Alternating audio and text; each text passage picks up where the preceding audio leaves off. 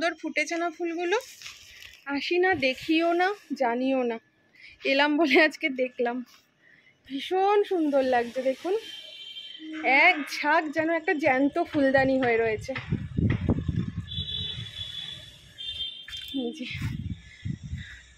এই হচ্ছে আশেপাশের ভিউ। একটু যদি টাইম করে উঠতে পারি ভালোই লাগে, কিন্তু কি উঠবো, সময়ের এত অভাব আমার।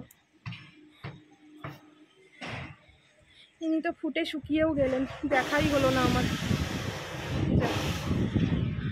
ভীষণ মিষ্টি একটা হাওয়া দিচ্ছে চারিদিকে, রোদ উঠেছে কিন্তু গরম নেই সেরকম একটা।